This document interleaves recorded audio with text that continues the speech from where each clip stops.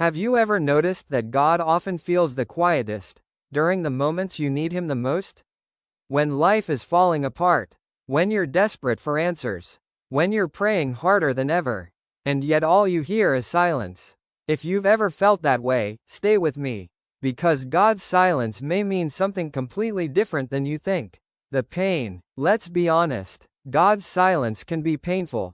You pray, you wait, you hope, and nothing seems to change. The silence makes you question everything. Did God hear me? Does He care? Is He still there? These questions don't make you weak. They make you human. The big truth. Here's what many believers misunderstand. God's silence is not always God's absence. Sometimes God is doing His deepest work when He appears to be doing nothing. The problem is that we often measure God's activity by what we can see and feel. But faith grows when we trust beyond what we can see.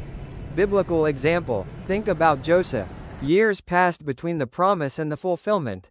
Think about David. Years passed between his anointing and his throne. Think about Abraham. Years passed before the promise arrived. Silence was part of their story. Not because God abandoned them, but because He was preparing them. Application. So what should you do when God feels silent?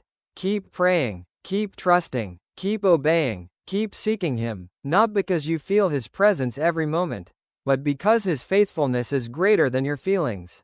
Finally, if God feels silent today, don't assume He has left you. The same God who carried you before is carrying you now. Even when you can't hear Him, even when you can't see Him, even when all you have is faith. Subscribe to Encouraged Believer for weekly faith-building messages designed to help you stay strong through waiting seasons, unanswered prayers, and difficult spiritual battles.